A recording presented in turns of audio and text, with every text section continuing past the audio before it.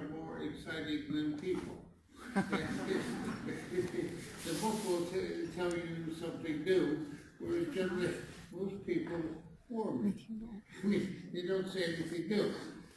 And so I'm constantly trying to seek the new through reading.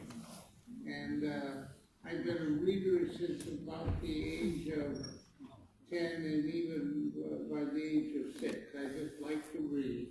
And so the most important things in my life have always been books. So they have not been personal friendships. They have been books. But that's not to say that you don't need personal friends or that they're not good. But you can only expect too much from your friends, not that they're going to know what you should do. So you've got to be, in that sense, independent of people. And the other is that in the university I was really taught with, don't argue with the truth. If something is a fact, you've got to accept it. And right now, I would say China has a big opportunity to become really the most important country in the world, because the United States is sort of given up on truth. And it's hard to say, but our educational system is sort of falling apart because we don't want to learn unpleasant truths. And so we want an education which is pleasant, not truthful. And so I think you just got to, the best thing you can beat other people is truthful. So that when you're saying something, they'll learn from you. And right now, due to political correctness in academia, we're just filled with everyone accepting things which there's no evidence for. And and they don't like genetics because they don't like mutations. They don't like mutation because it leads to losers. And in America, we're not supposed to have any losers. But the world is filled with losers, and the real problem of society is how to treat your losers fairly. Because some people lose because of their own fault. Other people lose for reasons that have nothing to do with them. And they're in bad shape, and so you've got to help them. So I think the most important human quality is our ability to work with and help other people. And one has to be careful in helping other people that you help them by criticizing. In America now, men are never supposed to criticize women, but women can criticize men. There's a certain asymmetry to this stuff. It's crazy. But this is the way our society is moving. We haven't been perfect in the past, and we constantly have to apologize for the past. I think we should apologize to the president for behaving better. It doesn't really help by apologizing for the past, but it's your present. If you're not helping people in the present, then that's bad. But to think back to 6 generations ago, my ancestors behaved badly, that's a waste of time. I'm just sort of saying, concentrate on being a good person now, not worrying about whether, your emperors were good or bad people or something. It's a waste of time. But, I sort of moved forward without any guilt feelings. I was born happy. I haven't had guilt feelings, and I just consider myself very lucky that sort of from the beginning I've been in good schools. When I went to the University of Sichuan, I think I was at the best university in the world. So, and that really made a difference. The other very important thing is that I think my education, as well as of course my family, gave me culture. It gave me awareness of really, the wonderful things in life. And I wrote on loving paintings, I love music, so I was exposed to culture at an early age. And I think my life is interesting. So once I got to realize that, you have a great university here, but probably the most important thing this university gives you is culture. Just how to move through life, and rules for moving through life as opposed to facts which you'll learn and forget and so on. But the culture is sort of everything. And so I'm sort of proud of my culture. I never thought I'd be proud of my family. But my family were friends of Abraham Lincoln and politically supported them. And so I think I know what good families are. And how you work for the common good and try and make it better. Anyways, I'll leave you with a rule which was very important to me. Never be the brightest person in a room. And always have someone that you can learn from. Someone who can do something better than you, so you get better by being with them.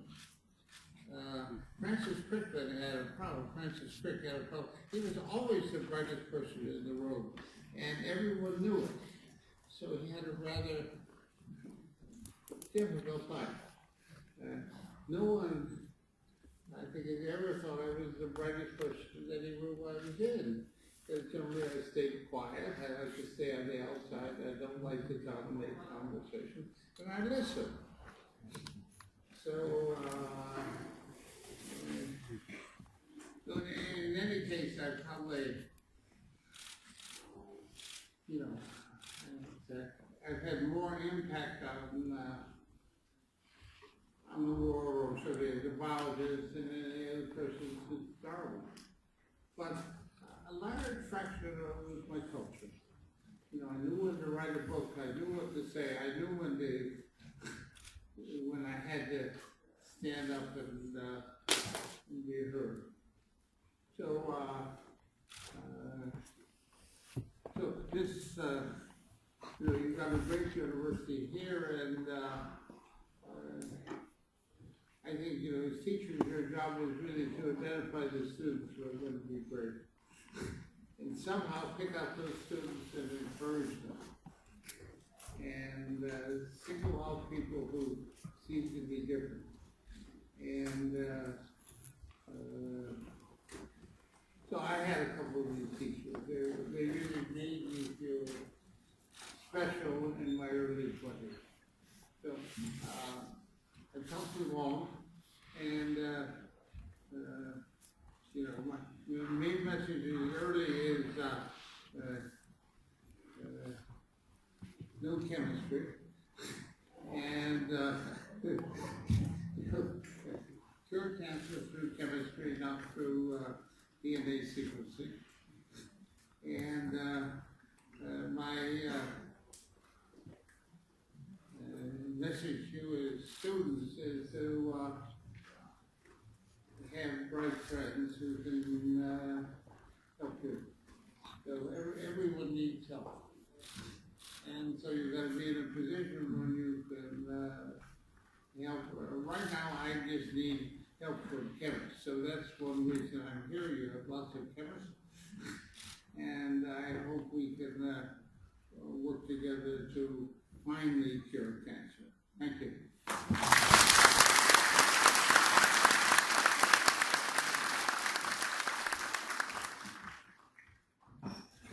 Thank you very much.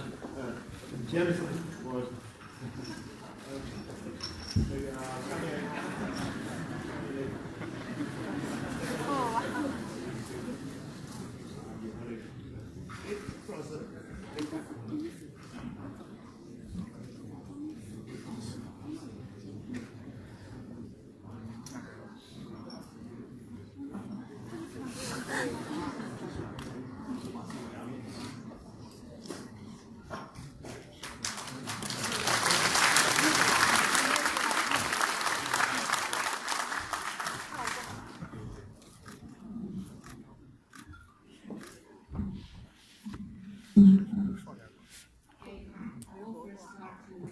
Say something. Greetings, Dr. Watson. I'm so excited sitting here next to you because you are a legendary scientist to us medical students. Even in my PhD thesis defense, I'm not so nervous, actually. So I still remember the first day I got into the West China campus. We saw the Dr. Halleck's DNA statue in front of the square of the teaching building, and everyone of my class took photos with that. I think, Dr. Watson, you are the first big names we remember from the very beginning of our medical career. So today, most important of all, you are the professor of Sichuan University. Makes us feel more honorable, right? Yeah.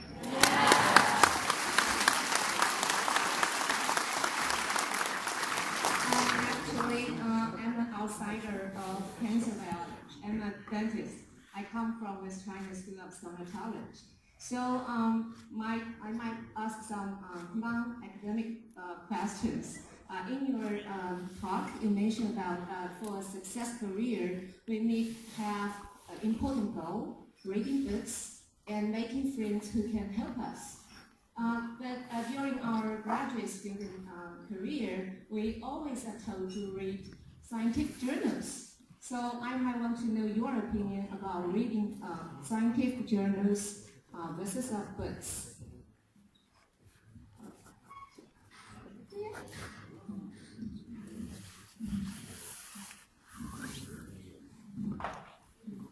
Scientific journals.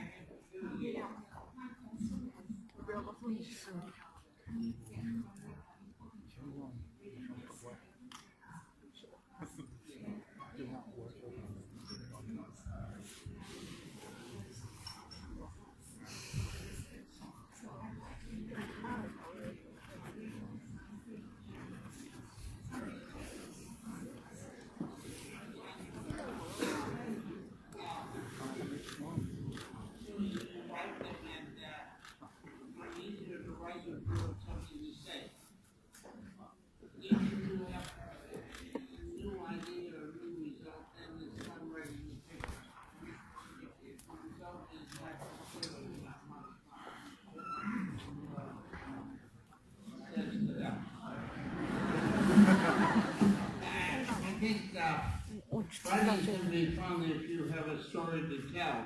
If you don't have a story to tell, it's painful, not worth doing. So I didn't enjoy writing until I was really wrote my first scientific paper, and first important one, and Delbrook, I sent it to him in California. I was in Denmark. He completely rewrote the first paragraph and really said what's in the paper. He made it interesting. So I realized that your first sentence is very important. And when I wrote the book, The Double Helix, suddenly I had written down, I had never seen Francis in a modest mood. That became my opening sentence of The Double Helix. And that summarized the whole book. Francis Crick was never a modest man, but he was a wonderful man. So it wasn't said that he was a bad man because he wasn't ever modest. That's what he was. So his personality was, for many people, hard to take. But at the time, he was the only person I could talk to who wanted to talk about DNA. Everyone wanted to talk about something else, but Francis would talk about DNA. So we were really very close because we had a common objective. Later in life, he became interested in the brain, and we had really nothing to say to each other because I didn't understand what he was doing. And Francis was never interested in understanding cancer, though he himself did die of colon cancer, fortunately quite late in his life. But so Francis never became interested in disease. I became interested just because it was so cruel, the people involved. It just seemed to me that disease is something you just primary, you've got to fight against it. And now we have so many medicines that only work halfway. That's what you're trying to do here, is to, we don't have good medicines for the brain yet. And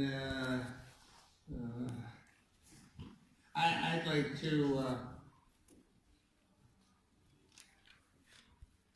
so if we solve cancer, I would just move on to the brain as the real, the big objective. And I think, as a nation, China, United States and Europe, got most of the glory out of the DNA revolution. But there's no reason China shouldn't lead the brain revolution.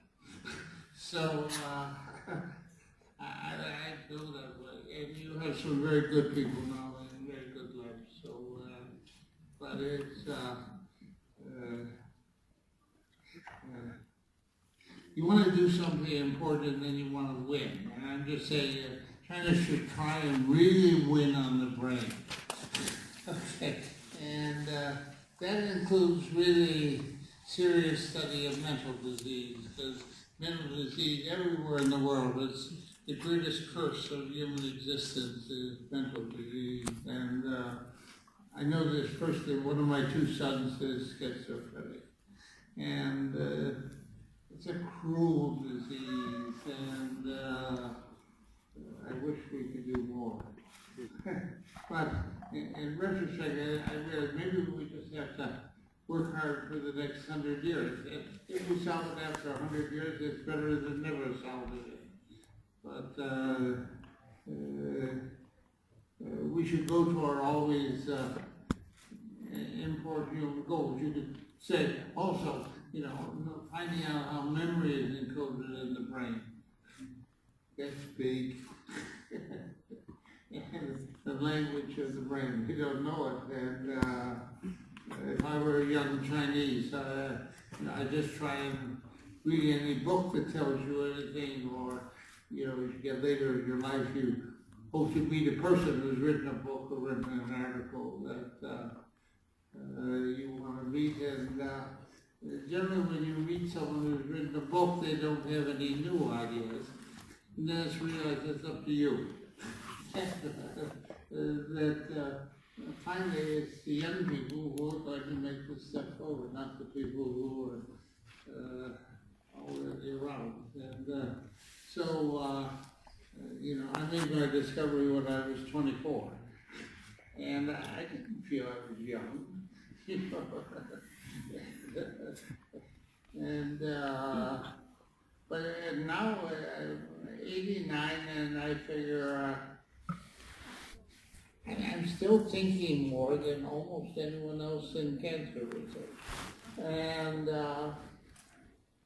but there's nothing else to think about. But I'd rather think about cancer research than Donald Trump.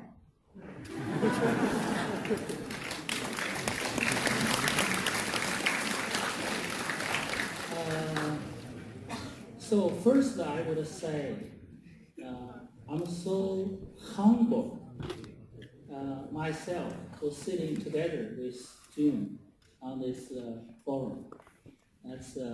I also feel greatly honored by sitting this gym too. I would say 5,000 years later, okay, probably all of us here disappeared. We don't remember 这些公子王孙大官贵人. We all died 5,000 years later. But I would say Jim Watson would be still there. Because that's the importance. I think that today is also part of the history. Many of you can't believe in my lifetime and see a great scientist as Jim Watson sitting before you. So I say humble and truly also honored and to have this event in Sichuan University, this great university.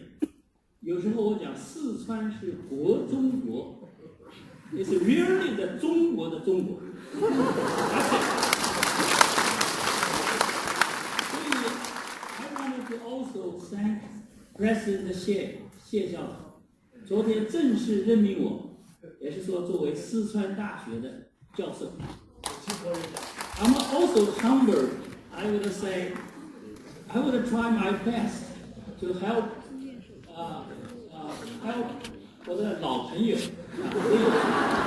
这样我是他的 buddy， 所以讲英文是 buddy， 所以我在 take Jim Watson 的 saying，Jim Watson is a major point. You have to work with someone smarter than you. That's win. So that's my desire try to be here. So it's I can work with 魏院士，然后我们要做的。也是今天Jim Watson 像今天早上他批评我 ，give some hard time. He basically said, I want to see scientists, truly scientists. I want to discuss research. So I feel that's great. Actually, I've been late. The reason I've been late, I'm calling a few great chemists in Shanghai, in Beijing. I call them, I say, Jim Watson want to see you. You have to come. They all said, yes, I will come to see Jim in the Shenzhen. That's what I've been late. I try to make phone calls to getting these people in. And actually the best chemists, the best cancer biologists we're going to have in Shenzhen, we're going to discuss this and with Jim. And just wanted to say, try to help him, also ourselves, particularly young people here. We're going to make a difference in our life. We're going to really, truly have a spirit like Jim Watson, so we can do something great. Try to be leaders. That's his message. I just stop here.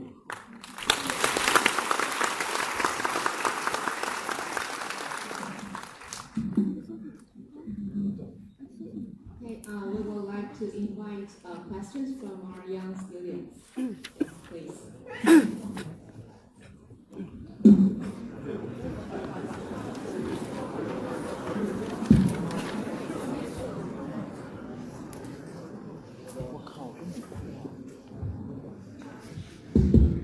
Thanks, Professor Watson. It's my great honor to meet you in person here. I'm so excited and a little bit nervous here. My name is Huang Chen, and I come from West China Hospital. I just graduated in 2014, and I just finished my postdoc research in Professor Wei's laboratory last year. So I'm now doing the neurological disease rehabilitation medicine and the research. I'm so inspired by your speech today, and you gave me so much inspiring information and suggestions for my later career in my life.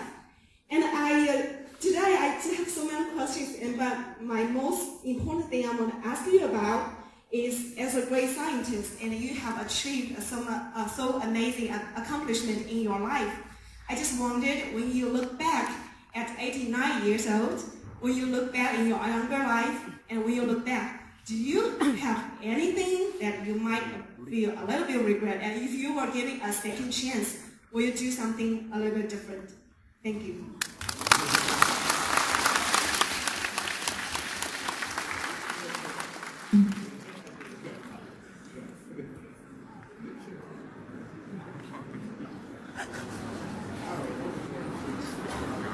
我们大家在提问的时候可以慢一点。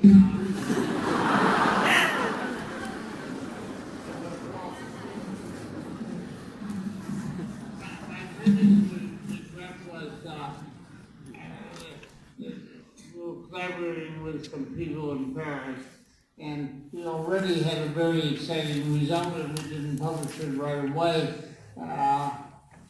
In order to let the people in Paris catch up, but they never caught up. So it was, so Sidney Brenner is generally called the discoverer of messenger in RNA, but we found it 6 months before he did. And we absolutely knew what we had. But at that time I thought, I'm already so famous, I don't have to be famous. But now when I read that he did it, I did it, I did it. It annoys me. But that's all. It was not publishing my data fast enough. That's all.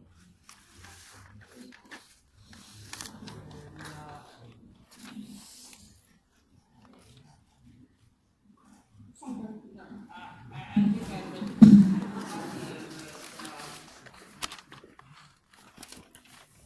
my teachers liked me, so I didn't have, I wasn't worrying about my future when I was young, so I was willing to take chances. And so when I saw how big you are here, I just wondered, how does anyone get personal attention? You know, how do you identify people that really are going to be great in the future? And so I was thinking that maybe the really good students should be made to stay around for another year. And really talk about how to think. And just not so much facts, but just to make you suddenly grow up and think broadly. Many scientists are so narrow, they just did one thing, and to be effective later in life, it really helps if you're broader. So my 4th year would be partly culture, just to make you aware of other things, but you would be identified as someone who had a future. The Rhodes Scholars who went from the United States or other places to Oxford, they were identified as, they were going to be the leaders of the future. And so I never got something like that. But I was still picked out, so I think I was treated as if I was going to, be important in the future, and that helped.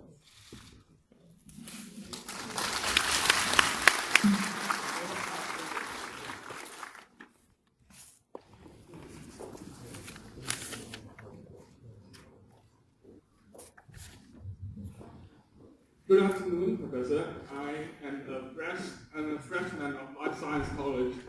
My great honor to meet the man in the book.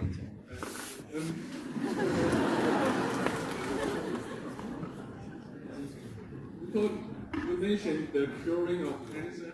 It reminds me of my grandpa.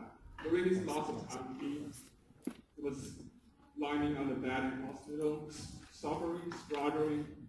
It's very hard to face his face. And then it reminds me of another thing. Comparing with the cure, we could find another way to reduce the pains of patients, the palliative medicine. The palliative.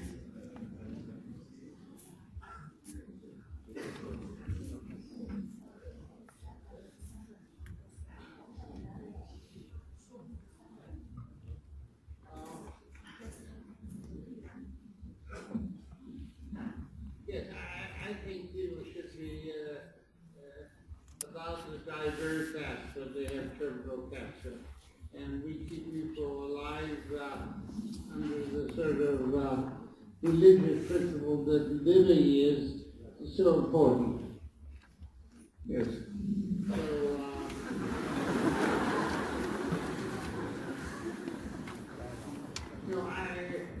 we shouldn't allow people to suffer unless we think we're going to not suffer later. But if they're just suffering, just end it.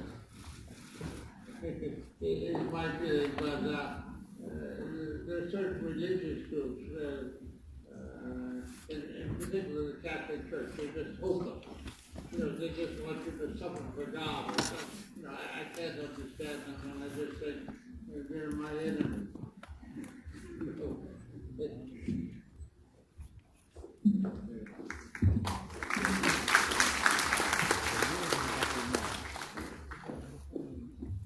It's great honor to hear your talk. I actually was doing my postdoc in Cambridge University, so in some sense we are actually colleagues because you were doing your research in Cambridge University also. So my question for you is, you have been to so many countries, you were visiting so many universities, so you have been seeing different research systems. What kind of suggestion you have for developing countries like China? What kind of system we should have to catching up? The uniqueness of Oxford and Cambridge is the college system. So you have two levels of instructors. You get instructed by the university, yes, and you get instructed by the college. So that's very special. Yeah. But I think China should have very expensive systems for really the right students. That is, you should work with these people, and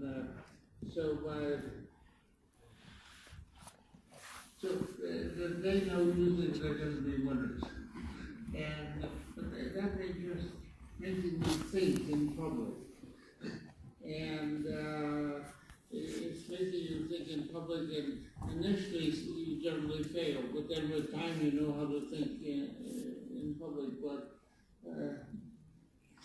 it's thinking, always knowing there's something that you don't understand that has some explanation. And then suddenly you read a new fact and you understand it.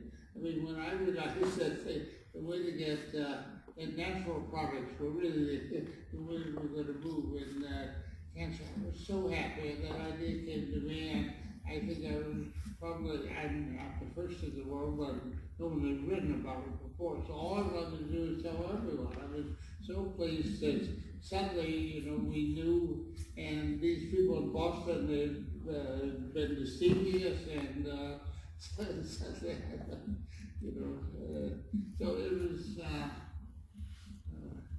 I just love being able to understand something. But for the most part, I don't like to play chess, or I don't want to have to think without, I want to reserve all my thinking for something important, not for a game. And so I'd rather play tennis or do something when I'm not, but in tennis, I want to hit winners. So, it'd be no fun unless you really hit a good shot. So I have one, I have one forehand shot which is still very good, It could even win a point against Federer if I, just hit, whoop! So I like to go for winners, but not under pressure, Some days I can hit one winner in an hour, and another good day I can hit 10. So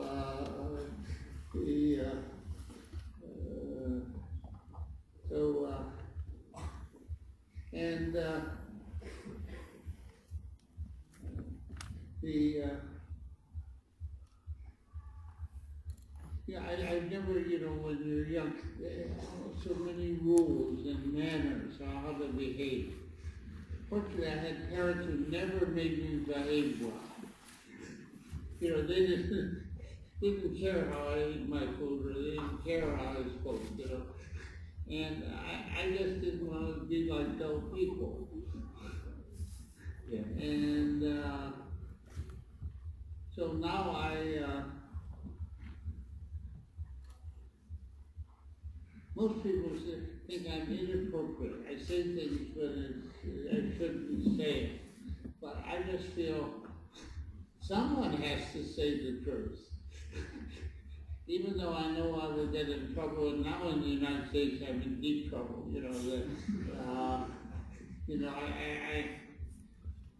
There's a sociologist called Charles Murray, who, the left-wing radicals, they want to, physically hit him. But he and I are the two most disliked people in American academia because you say that people are not equal. And you're not supposed to say that people are not equal. You try and explain things why people aren't equal, maybe because of evolution and your past and things like that. So America wants to disagree, to solve nasty problems by denying their existence. Just deny. And so that's why I worry about the United States. I know China talks about its difficulties too, but I do think you have an enormous opportunity to move ahead just by serving as an example for the rest of the world of how to behave and have the best products, always being honest with people and so on. There are ways which, when here in Chengdu and seeing this city, it's extraordinary what you've accomplished in such a short time. It's just an immense achievement, and so in a sense you deserve to lead the world because you're really leading the world now in the way, and you're trying to do something with your poor people and so on. So you're not an evil society. America says, you don't have presidential elections. Well, sometimes, I don't think that's sufficient way to judge China. Yeah. Whether you're like an American democracy. And you just need American democracy to go to hell. With Trump. And these Tea Party people, they're just awful. So what do you do with awful people? Good question. Do you treat them with respect? Do you knock them over the head? I don't know what to do, but we're behaving very irresponsibly now. And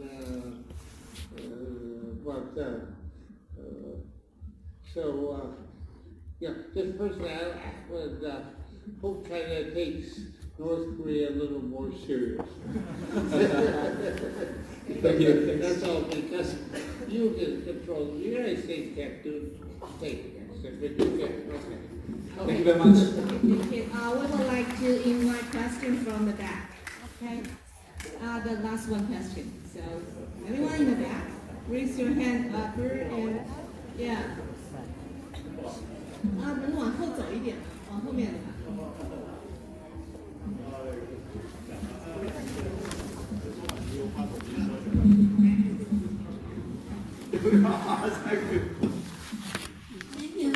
Thank you for Professor giving me this chance to ask the question.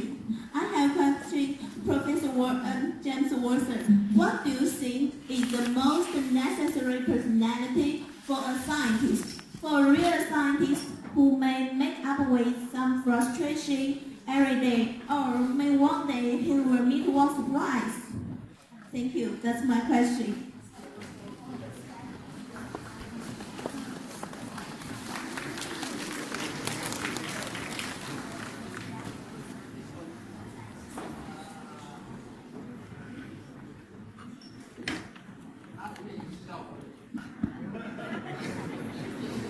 Not being selfish.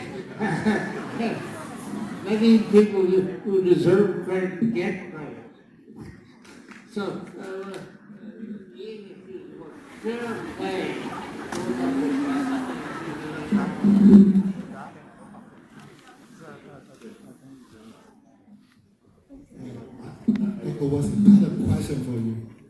So our Sichuan University is not only one of the largest universities in the nation, but also one of the best one.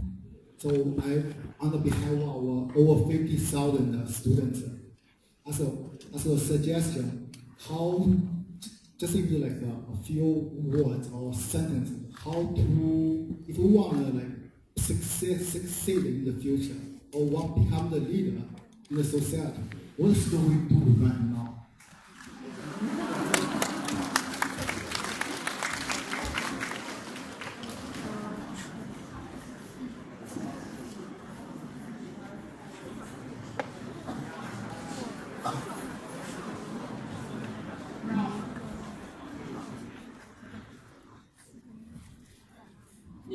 One is you have to know something, and second, you've got to have pep.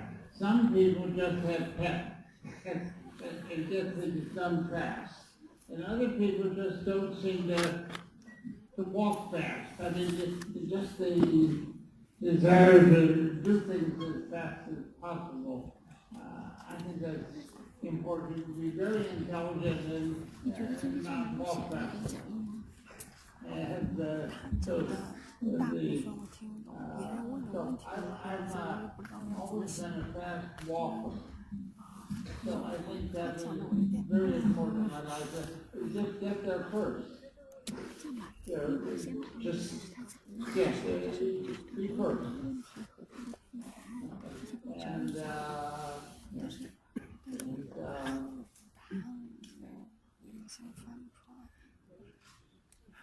And then, you know, it's very important also to have other people win. Yes, that in a sense you get as many winners as you can in your society. I had about 20 graduate students in Harvard. Most of them would be big winners. So, you know, I felt proud of 就前面那个校长讲话什么也录了，但是标记了一下，就是后面是他开始讲的，就全录了。效果好。